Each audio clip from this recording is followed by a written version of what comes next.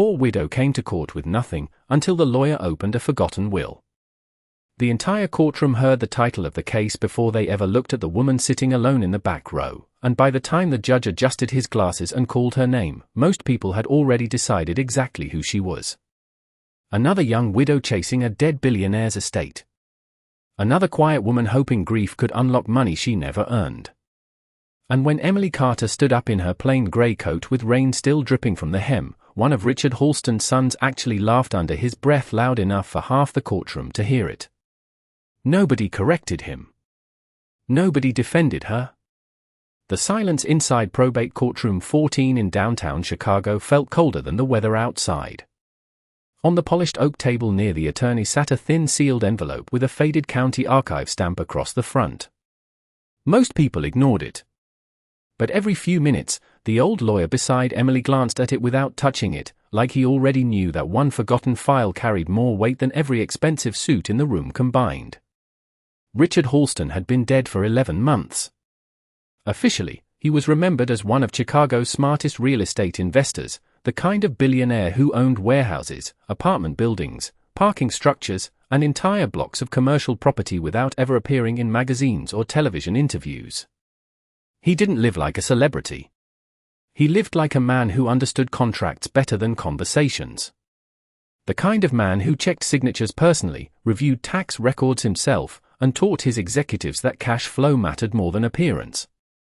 People in the city respected him because nobody could fake what he built. The buildings existed. The leases existed. The rent deposits existed. Every dollar had a paper trail. But after his funeral, the image of the Halston family changed almost overnight. Richard's 3 adult children stepped into control of the estate immediately.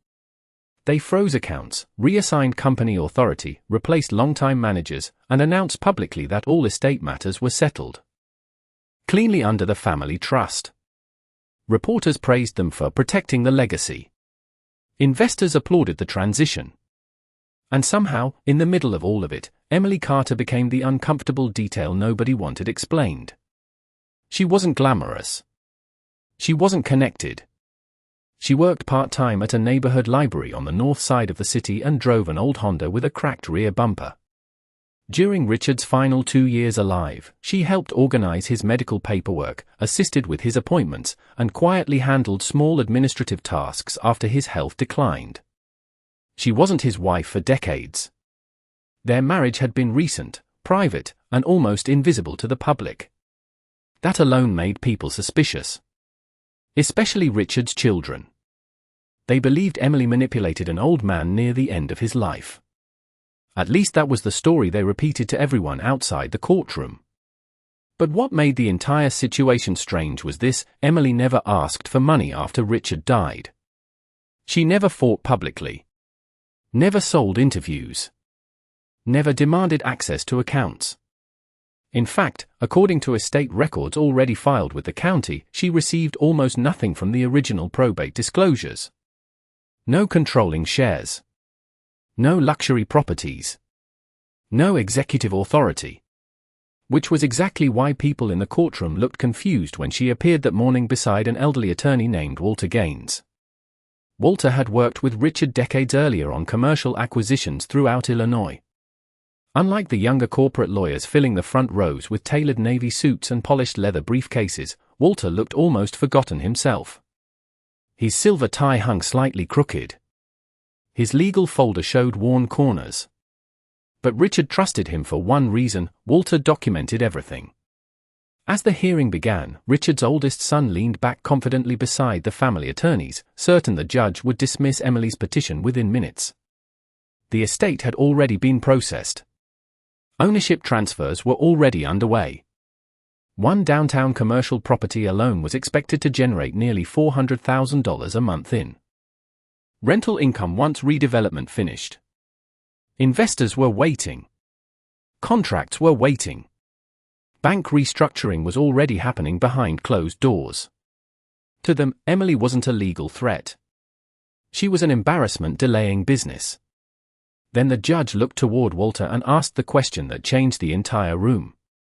"Counselor, are you claiming the current estate filings are incomplete?" Walter stood slowly, adjusted his glasses, and placed his hand gently on the sealed envelope sitting in front of him. The courtroom finally became completely silent. "Your Honor," he said calmly, "we believe the court has not yet reviewed Richard Halston's final valid will." And for the first time that morning, the confidence disappeared from the faces of Richard Halston's children. By the time the hearing paused for recess, most people in the courthouse already thought they understood the story. A rich family protecting their father's empire from a younger widow who suddenly appeared with legal claims after the billionaire died. It sounded simple. That was exactly why nobody bothered looking deeper. Outside the courtroom, reporters stood near the courthouse steps drinking burnt coffee from paper cups while bloggers posted blurry photos of Emily walking beside Walter Gaines. The comments online came fast. Gold digger. Opportunist. Late-life wife. People always become financial experts when somebody wealthy dies. They talk about inheritance like it's emotion, but in America, inheritance is paperwork. Ownership is paperwork. And the people who survive probate court are usually the people who understand records better than relationships. Emily understood that better than anyone realized. She rented a small duplex in a quiet Chicago suburb about 40 minutes from downtown, in a neighborhood where people worried more about grocery bills and rising insurance premiums than luxury lifestyles. Her kitchen table was always covered with ordinary things most wealthy families never noticed: mortgage statements from neighbors she helped organize during COVID, utility bills, pharmacy receipts, property tax notices, handwritten reminder notes, and stacks of file folders labeled by month. Richard used to joke that she managed paperwork like an accountant trapped inside a librarian's body. But what mattered was this: she paid attention. She noticed when numbers changed. She noticed when signatures looked rushed. She noticed when account balances moved somewhere they shouldn't. Richard respected that because most people around money only paid attention to appearances.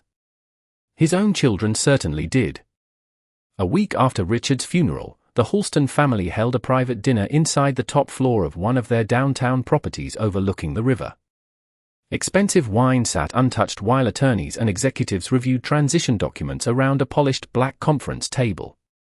Richard's oldest son, Daniel, spoke confidently about protecting the family legacy while discussing asset transfers worth hundreds of millions of dollars. They reviewed commercial leases, pending redevelopment loans, payroll restructuring, insurance renewals, and ownership distributions connected to the estate trust. Emily wasn't invited to that dinner, but she later obtained copies of several filings through public probate records. And one detail immediately bothered her. A commercial property Richard personally discussed with her months before his death was suddenly missing from the estate summary attached to the court filing. Not sold. Not dissolved. Just absent. At first she assumed it was an accounting delay. But then she noticed something worse. The tax identification number connected to the building still appeared active under a separate holding company Richard controlled personally, not through the family trust. Which meant somebody either forgot to disclose it, or intentionally avoided mentioning it. Most people would never catch that detail because most people never read past the headline page of financial documents. Emily read everything. Every line. Every attachment. Every filing stamp. She understood something Richard taught her during long afternoons in his office while reviewing tenant reports and property records together: wealthy people rarely lose money because of markets. They lose money because they stop paying attention to paperwork. Richard wasn't flashy, but he was disciplined. He checked monthly cash flow reports himself even in his late 60s. He reviewed mortgage obligations property by property. He tracked occupancy rates. He hated vague numbers and emotional decision-making. Sometimes he would sit quietly in his office overlooking West Madison Street reading lease agreements while Emily organized folders nearby, and tell her the same thing over and over. People confuse control with ownership. At the time, she thought he meant business. Later, she realized he meant family too. Meanwhile, Daniel Halston believed the estate battle was already won before it began. He had the public image, the corporate attorneys, the executive board support, and temporary control over several company accounts during probate administration. To outside investors, he looked powerful. But power inside a courtroom worked differently. Because judges do not care who gives interviews. Judges care who signed what, when they signed it, whether witnesses existed, whether records were altered, and whether disclosures were intentionally incomplete. Emily understood that world because Richard prepared her for it without anyone noticing. He never treated her like decoration. He explained escrow structures to her over coffee. He taught her why old deeds mattered. Why county filings mattered. Why duplicate records existed in multiple offices for a reason. And most importantly, why honest documentation outlived confident people. Back inside the courthouse, Walter Gaines slowly reviewed another folder while the Halston attorneys whispered aggressively near the front benches. Emily sat quietly beside him, hands folded, saying almost nothing. That silence frustrated the family more than anger would have. Because they expected emotion. They expected desperation. What they did not expect was discipline. Then Walter finally slid one yellow document partially out from the sealed archive envelope. Emily recognized the paper immediately. Not because she had seen the full document before, but because she remembered Richard making one very specific comment 6 months before he died. If they ever pretend that building never existed, he told her quietly one evening while reviewing old property records, there's one signature they'll never be able to explain away. The biggest lie in that courtroom was not about money. It was about appearance. Because most people in America are trained to believe that the person who looks rich must also be the person who owns everything. If someone wears an expensive suit, speaks confidently in meetings, walks into a courthouse with 3 attorneys behind him, people automatically assume he controls the truth. And if someone arrives alone in a modest coat carrying old folders instead of designer bags, people assume she is desperate. That was the mistake everyone made with Emily Carter. Richard Halston's children understood visibility. Emily understood documentation. And those are 2 completely different forms of power. Daniel Halston knew how to stand in front of investors and sound important. He knew how to repeat phrases like legacy protection, operational restructuring, and long-term growth strategy while sitting inside glass boardrooms overlooking downtown Chicago. He knew how to make control look official. But Richard spent decades teaching Emily something his own children never fully learned: making payments is not the same thing as ownership. Living in a penthouse does not mean your name is on the deed. Managing a company does not mean you built it. Speaking loudly in meetings does not mean you understand the business underneath the presentation. Richard used to test people quietly. During executive meetings, he would sometimes ask a simple question about cash flow, maintenance reserves, property taxes, or refinancing schedules. The executives with polished presentations usually stumbled first. They understood image. They understood branding. But they didn't understand the records deeply enough to protect the assets when pressure arrived. Emily noticed that long before anyone else did. She watched people walk through Richard's office pretending to understand wealth while secretly depending on assistants to explain basic reports after meetings ended. Meanwhile, she was the one organizing insurance statements, lease renewals, contractor invoices, and tenant payment logs late at night after everyone else left. Not because she wanted power. Because she respected accuracy. That difference mattered more than the Halston family realized. Especially after Richard died.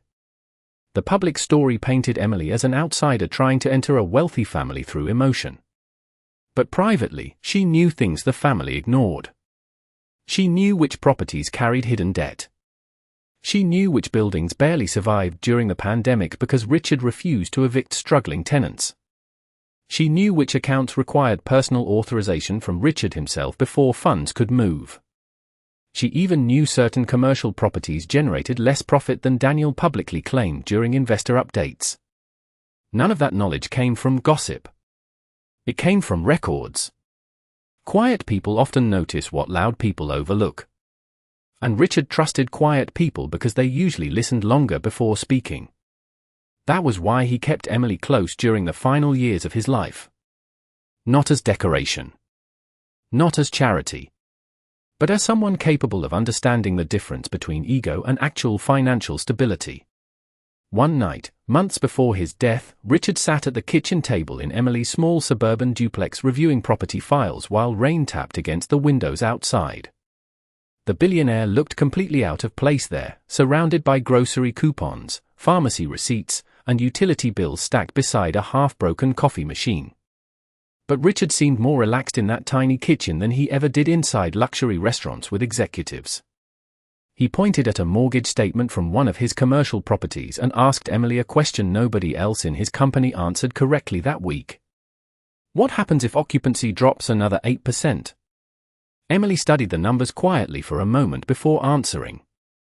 The building still survives if maintenance reserves stay untouched. But only if nobody pools equity early. Richard smiled immediately. Because that answer required understanding cash flow instead of chasing appearances. His children thought wealth meant expansion. Richard knew survival mattered first. That was the real reason the missing property in probate records bothered Emily so deeply. Somebody inside the estate process was behaving like image mattered more than legal structure. And that always creates mistakes. The dangerous thing about confident people is that they often assume nobody else is paying attention.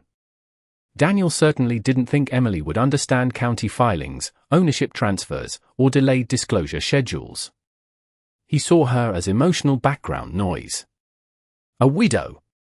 A temporary inconvenience. But probate court does not reward confidence. It rewards evidence. And somewhere inside the sealed archive envelope on Walter Gaines' table was proof connected to one specific commercial property the Halston family kept pretending did not exist. Here's the uncomfortable question hidden underneath this entire story: if your name disappeared from the paperwork tomorrow, how much of your life would you actually still own? Your house? Your bank account? Your business? Your future? Most people never ask that question until somebody dies, a company collapses, or a court demands proof instead of emotion. Richard Halston understood that before anyone else in his family did. Which is why, before he died, he created a financial structure almost nobody saw coming. And the deeper Walter looked into the missing property records, the clearer one terrifying possibility became.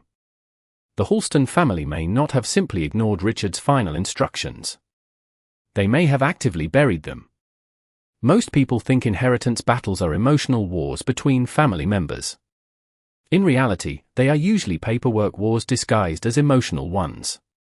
Probate court is not built to decide who cried harder at a funeral or who sounded more convincing at a family dinner. It exists for one reason: to determine what can actually be proven. And Richard Halston understood that better than anyone in his family. A valid will only controls distribution if the court accepts it as authentic. That sounds simple, but in America, wealthy estates are often layered through trusts, holding companies, property deeds, tax entities, and business accounts specifically designed to separate ownership from appearance. Somebody can live inside a multi-million-dollar home for 20 years and still not legally own it. Somebody can run a company daily and still not control the shares. Somebody can make mortgage payments every month and still lose the property if their name was never on the deed. Richard spent his life building structures that depended on records, not assumptions. Which was exactly why Emily became suspicious when one property disappeared from the estate filings entirely. The building was a 12-story commercial property on the west side of downtown Chicago, mostly leased to small businesses and medical offices. Nothing flashy. No giant logo outside. No luxury branding. But the cash flow was stable, the mortgage was nearly paid down, and the property taxes alone proved it was worth millions. Emily remembered helping Richard organize maintenance invoices and tenant payment reports connected to that building less than a year before his death. So when the property never appeared in probate disclosures, the omission felt impossible. Unless somebody intentionally wanted the court to overlook it. That was when Walter Gaines started reviewing the estate records line by line. Not emotionally. Methodically. He requested archived probate filings from the county clerk's office, reviewed corporate ownership records connected to Halston Holdings, and compared old signature pages against recent amendments submitted after Richard's death. Most people imagine lawyers winning dramatic arguments in courtrooms. Walter won by reading documents nobody else bothered to read carefully. One afternoon, inside his cramped law office filled with old legal books and faded property maps, Walter spread multiple deed copies across a wooden table while Emily sat beside him reviewing payment histories. The difference between ownership and control slowly became clear. Daniel Halston had temporary administrative authority over several estate operations after Richard died, which allowed him to manage communications and ongoing business activity. But temporary authority did not automatically transfer ownership. That distinction mattered enormously.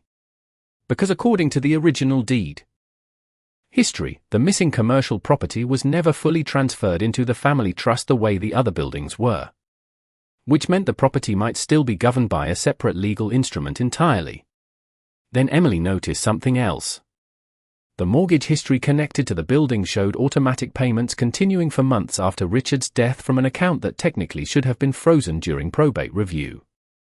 Walter immediately stopped talking and looked closer. Bank records reveal burden. They reveal who kept something alive when everyone else assumed it was secure.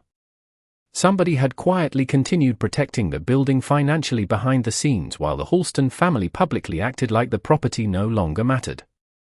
Walter requested additional records. Payment timestamps. Escrow activity. Tax filings. Insurance renewals. And every new document exposed another uncomfortable truth. Richard's children understood visibility, but Richard understood legal insulation. The more they searched, the more obvious it became that Richard intentionally separated this one property from the rest of the estate before his death. Not accidentally. Deliberately. That was why the sealed envelope mattered so much. Because inside probate law, even one overlooked clause can change everything. One notarized amendment. One corrected beneficiary designation. One updated deed attachment. One sealed letter connected to witness signatures. A contract is not just paper. It is authority frozen in writing.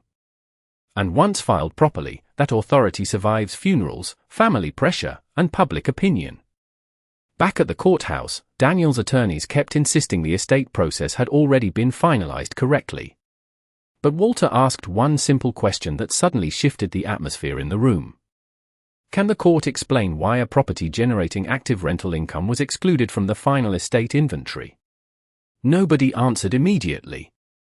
Because there are only two reasons a valuable income-producing property disappears from probate records. Either someone made an extraordinary mistake, or someone hoped nobody would ask about it.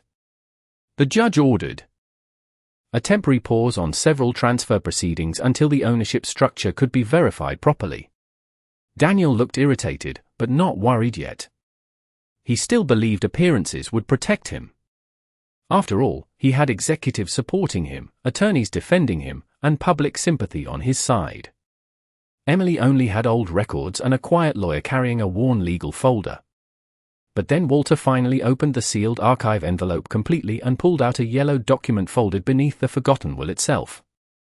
Emily immediately recognized the signature at the bottom. And judging from the sudden expression on Walter's face, the document was far more dangerous than either of them expected. The document looked almost disappointingly ordinary at first. No dramatic stamp. No golden seal. Just several yellowed pages folded carefully inside the sealed archive envelope Walter Gaines had carried into court that morning. But experienced estate attorneys know something most people never learn until it is too late: the documents that change lives rarely look impressive. Real financial power usually hides inside boring paperwork people were too arrogant to read carefully. Walter placed the papers flat across the table inside the courthouse conference room while opposing counsel leaned forward impatiently, expecting another emotional argument from a grieving widow. Instead, Walter quietly adjusted his glasses and began reading dates out loud. Filing dates. Witness dates. Notary dates. Amendment dates. Every single one connected directly to Richard Halston's final year alive. Emily sat beside him silently, her hands folded in her lap while Daniel Halston paced near the window overlooking the courthouse parking lot. He still carried himself like a man convinced the situation would eventually collapse in his favor. After all, he had the family name. The company relationships. The expensive attorneys.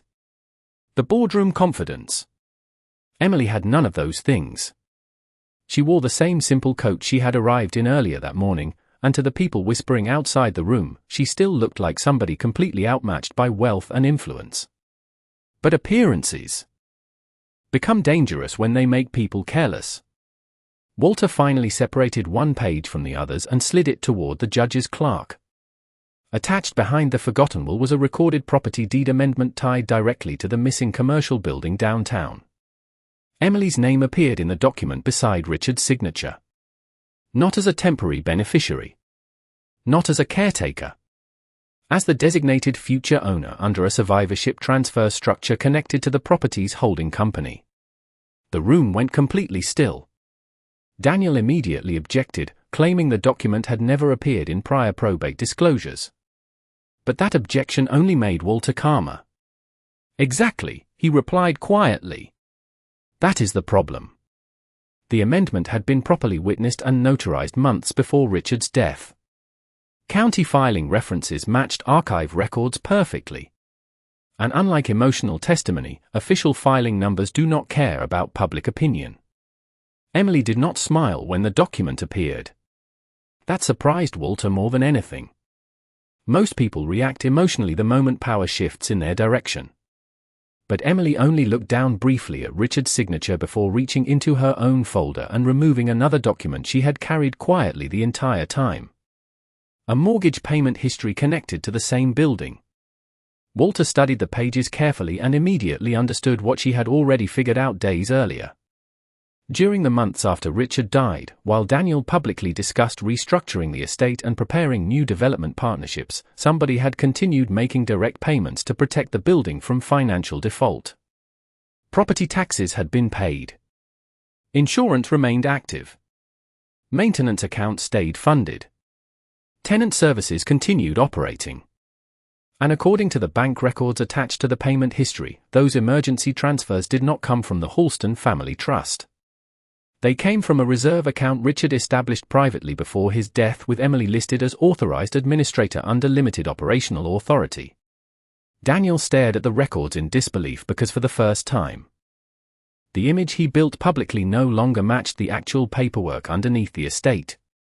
The loudest person in the room was suddenly the least prepared person in the room. Richard had anticipated this exact possibility years earlier. Emily remembered him sitting quietly in his office one winter evening while snow covered the streets outside, reviewing old lease agreements under the glow of a desk lamp. Most people lose assets emotionally before they lose them legally, he told her. They panic. They argue. They try to control perception instead of protecting documentation. At the time, she thought he was talking about struggling investors during the financial crisis. Now she realized he had been talking about families too. The Halston children believed authority came from status. Richard believed authority came from preparation. That was why he trusted records more than personalities. The forgotten will mattered. But the supporting documents mattered even more. Because a valid legal structure is never just one paper. It is layers of proof supporting each other quietly over time. Deeds. Filing stamps. Payment histories. Account authorizations. Tax receipts. Signature comparisons. Everything forming a trail impossible to fake convincingly after death. And Emily understood every piece of that trail because Richard taught her to. Not once. Repeatedly. Patiently. Like a mentor preparing someone to survive a storm nobody else saw coming. Across the courthouse hallway, reporters still described her as the quiet widow fighting the billionaire family. But inside the conference room, the reality was becoming impossible to ignore. Emily was not fighting for access to wealth she never understood. She already understood the structure better than the people born into it. That was why she stayed calm while everyone else grew louder. People who truly understand money rarely need dramatic speeches. They protect themselves by keeping records, reading terms carefully, and waiting for proof to arrive exactly when it matters most. But just as Walter prepared to present the next document connected to the building, another attorney rushed into the room carrying new filings from the Halston family legal team. And judging from the sudden tension on Walter's face, the family was no longer trying to dismiss Emily quietly. They were preparing to destroy her credibility completely in open court. By the next morning, the case stopped being a quiet probate dispute and turned into public entertainment. News vans lined the street outside the county courthouse before sunrise. Legal bloggers posted side-by-side photos comparing Emily's modest duplex to the Halston family's downtown penthouses. Radio hosts joked that another mysterious widow was trying to take control of a billionaire's property empire. And inside the courthouse, the pressure became far more calculated. Because wealthy families rarely attack directly at first. They attack credibility. Daniel Halston's legal team completely changed strategy after the deed amendment surfaced. They stopped arguing about technical filings and started attacking Emily personally. One attorney described her as emotionally dependent on Richard during his final years. Another implied she manipulated an elderly man while handling administrative tasks for him. They questioned why somebody with no real business background would suddenly become connected to a multi-million-dollar commercial property. The goal was obvious. If they could not destroy the documents, they would try to destroy the person attached to them. Emily sat quietly while they spoke, but Walter Gaines watched her carefully from the corner of his eye. He knew exactly what this kind of pressure was designed to do. Probate disputes often become psychological endurance contests long before they become legal conclusions. People under enough shame will sign almost anything just to make public humiliation stop. Families weaponize guilt. Attorneys weaponize delay. Wealthy relatives weaponize reputation. And eventually, exhausted people agree to bad settlements they never should have accepted in the first place. Richard taught Emily about that years earlier without ever mentioning inheritance directly. He used to say that panic creates the cheapest asset sales in America. People surrender ownership when they become emotionally overwhelmed. They sign away equity to avoid conflict. They abandon claims because they are afraid of looking greedy. They accept unfair deals just to restore temporary peace inside families already broken long before the courtroom appeared. Daniel understood that strategy perfectly. Late that afternoon, one of the Halston attorneys approached Emily privately near the courthouse elevators holding a settlement proposal inside a thin leather folder. The offer sounded generous on the surface. A confidential payout. Full release from future litigation. Enough money to pay off her mortgage, eliminate her car note, and disappear quietly from the estate dispute forever. In exchange, she would surrender any ownership claims connected to the downtown property and agree publicly that the probate confusion resulted from administrative misunderstanding. The attorney even lowered his voice sympathetically while explaining it. "Miss Carter, this would allow everyone to move forward respectfully." But Emily immediately recognized the real purpose of the offer. Not fairness. Containment. Because if the forgotten will and deed amendment became fully validated in court, the Halston family risked something far more dangerous than financial loss. They risked exposure. The image of a perfectly managed estate would collapse overnight. Investors would ask questions. Board members would question internal governance. Journalists would investigate why active properties disappeared from probate inventories. Suddenly this was no longer about one building. It was about whether the Halston family intentionally controlled perception while hiding legal truth.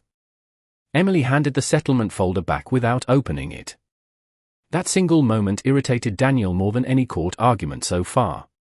Because people who rely on intimidation expect emotional reactions. Anger. Fear. Desperation. Emily gave him none of that.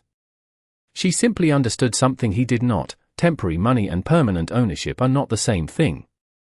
Walter later found her sitting alone near the courthouse cafeteria staring quietly at the city through tall glass windows while office workers hurried across the streets below carrying coffee cups and briefcases. "You know they're going to get uglier now," he warned gently. Emily nodded. "I know." Walter sat beside her carefully before speaking again. "Richard once told me something about you." She looked over quietly. He said most people can be pressured into abandoning the truth if enough important people stand against them publicly. Walter paused. He said you weren't one of those people. The pressure escalated even further during the next hearing.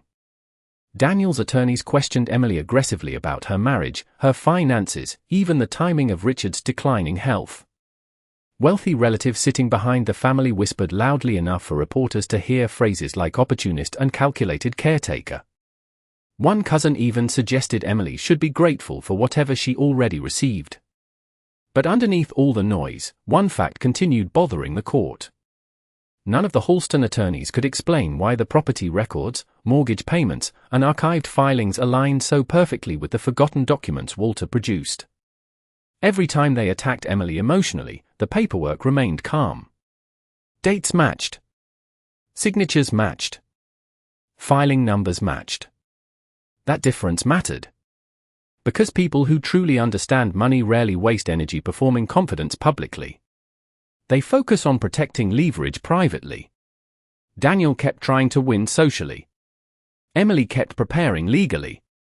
And somewhere inside the remaining sealed records Walter still had not presented publicly was one final piece of proof capable of changing the entire direction of the case. The question was why Richard waited so carefully to structure it that way in the first place. Because people who understand wealth deeply often choose strategies that look strange to everyone else until the exact moment pressure reveals why they prepared differently all along. The turning point arrived without raised voices, dramatic speeches, or emotional breakdowns. In fact, the moment that changed everything inside probate courtroom 14 happened so quietly that several reporters near the back almost missed it entirely.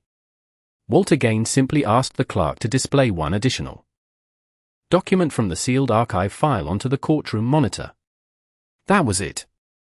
No performance. No theatrics. Just paperwork. But the second the image appeared on the screen, the entire room stopped moving. It was not only the forgotten will. It was the attachment filed beside it nearly 11 months before Richard Halston died, a notarized operational directive connected to the commercial properties holding company. At the bottom of the document sat 3 signatures. Richard Halston's signature. Walter Gaines' witness signature. And Emily Carter's authorization signature listed under Emergency Operational Successor Authority. Daniel immediately stood up objecting again, insisting Emily manipulated Richard during a period of medical decline. But Walter calmly slid another folder across the evidence table before Daniel could continue. Medical competency evaluations. Physician statements. Timestamped hospice records.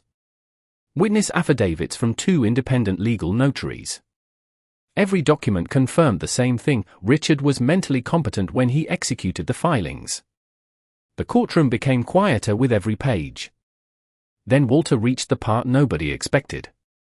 Your Honor, he said carefully, the issue before this court is no longer whether Miss Carter influenced Richard Halston improperly. He paused before placing several bank records beside the will. The issue is whether the Halston family knowingly concealed operational ownership structures while benefiting from the property's active revenue. Even the judge leaned forward after hearing that. Because suddenly this was not about inheritance emotions anymore. It was about financial accountability. Walter began walking the court through the record step by step in language simple enough for everyone to understand. The commercial property downtown never stopped operating after Richard's death. Rent continued entering the accounts. Mortgage obligations continued being paid. Property taxes stayed current. Payroll for maintenance staff remained active. Insurance coverage remained uninterrupted. But according to the bank transfers attached to the reserve account Richard created privately, every emergency payment protecting the building during probate delays had been authorized personally by Emily. Not Daniel. Not the family trust. Emily. The courtroom monitor displayed transaction histories month by month. Escrow stabilization transfers. Emergency maintenance approvals. Tax payment confirmations. Insurance renewals. And beside each authorization line sat the same name repeatedly, Emily Carter. The widow everybody called opportunistic was actually the person keeping the property financially alive while the family focused on controlling public perception. Daniel's attorneys attempted to argue that she only acted under temporary administrative convenience. But Walter responded immediately by presenting the final document Richard included inside the archive envelope, a sealed handwritten letter addressed directly to the probate court if ownership was ever challenged.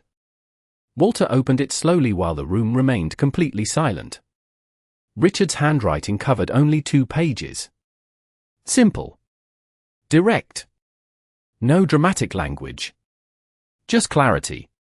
He explained that his children viewed the property primarily as liquidation value during redevelopment planning. Emily viewed it as responsibility. During the pandemic, when occupancy rates collapsed and smaller tenants fell behind on rent, Daniel pushed aggressively to force evictions and accelerate asset restructuring. Emily argued against it repeatedly. She organized payment extensions, tracked tenant hardships, and helped stabilize occupancy until cash flow recovered enough to protect the building long term. Richard wrote one sentence that immediately changed the atmosphere in the room forever. The person who protects an asset during pressure understands ownership better than the person who only enjoys it during profit. Nobody spoke after that. Not the reporters. Not the attorneys. Not even Daniel. Because the evidence did something arguments could not do. It connected motive, paperwork, and financial behavior into one undeniable story. Emily was never trying to steal the building after Richard died. Richard intentionally prepared her to manage it before he died because she already proved she understood how to protect it. Walter glanced briefly toward Emily before speaking one final time. Richard Halston spent his entire career teaching executives that numbers reveal character faster than speeches ever will. Then Walter looked directly at Daniel. Money gets loud when people are hiding something. Proof gets quiet when it's finally complete. That line settled over the courtroom heavier than any accusation.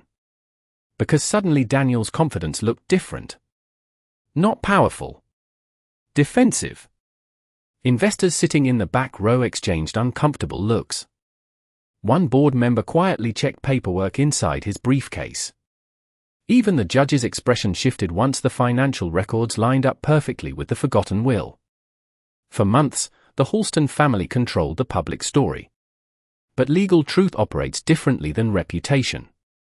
Reputation depends on emotion. Ownership depends on documentation. And now the documentation was complete. The widow they dismissed as insignificant had the deed structure, the payment history, the operational authority, and Richard Halston's direct written explanation supporting every piece of it. But the courtroom victory created a new problem nobody inside the Halston family expected. Because once financial records prove somebody intentionally concealed estate information during probate proceedings, the consequences do not stop with embarrassment.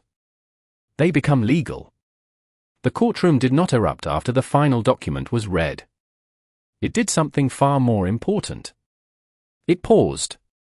The kind of silence that only appears when a legal system shifts from debate to verification. Judge Harrington removed his glasses and leaned back slightly, scanning the projected pages on the courtroom screen again, this time slower. Not for emotion. For confirmation. Walter Gaines stood calmly at the front, waiting without pressure. Emily remained seated, hands still folded, expression unchanged, as if she had already accepted whatever the truth would require from her. Daniel Halston, however, no longer looked like a man in control of an estate. He looked like someone realizing the difference between influence and ownership too late to reverse it. The judge finally spoke.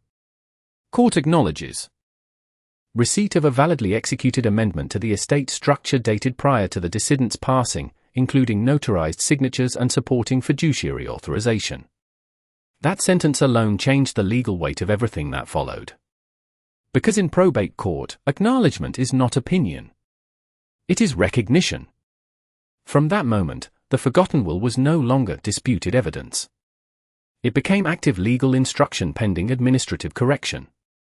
Walter immediately submitted the supporting financial documentation, mortgage continuity records, tax payment confirmations, escrow logs, and the emergency reserve authorization account tied to Emily's name.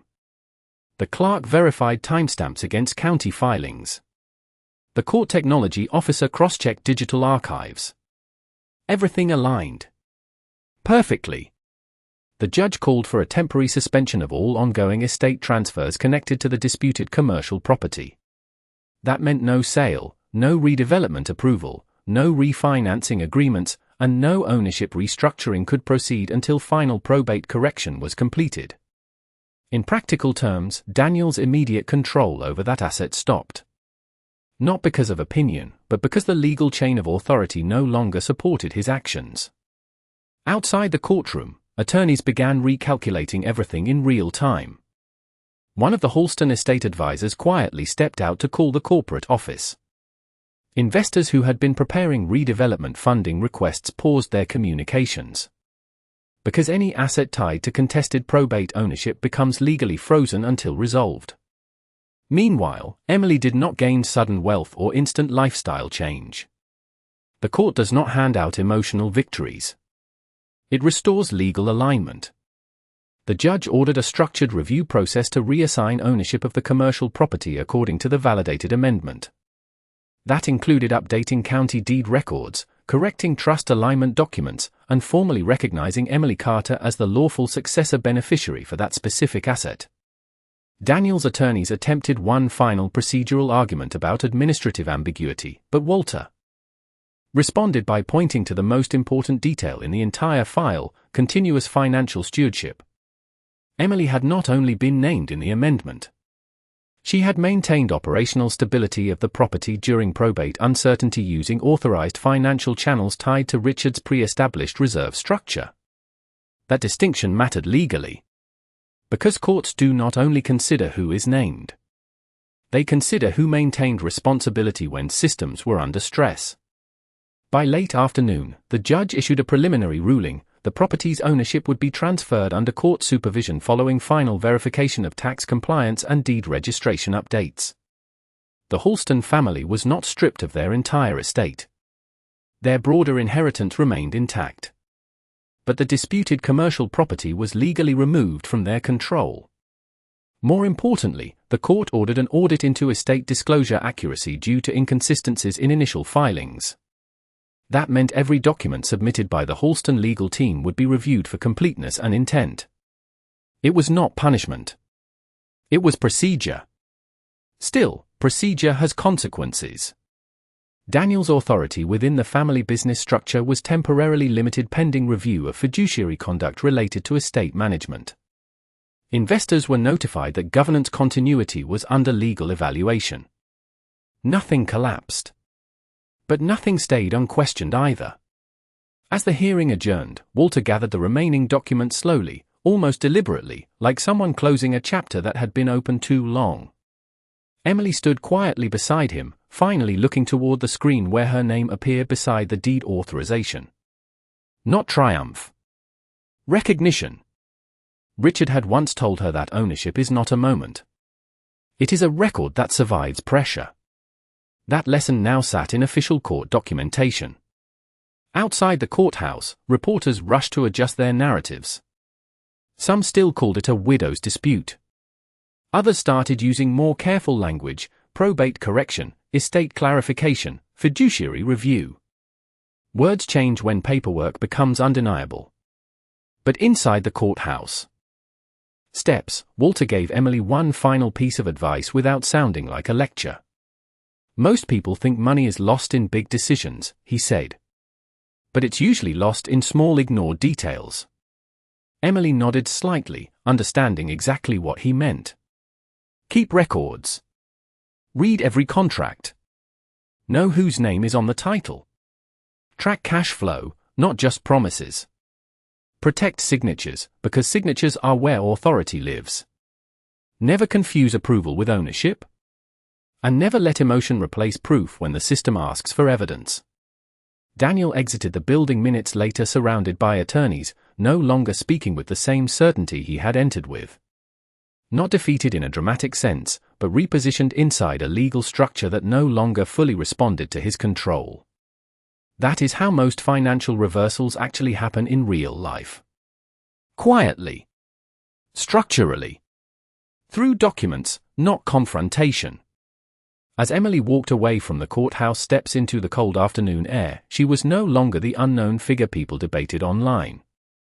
She was now legally tied to a commercial asset backed by verified records, court recognition, and continuous financial stewardship history.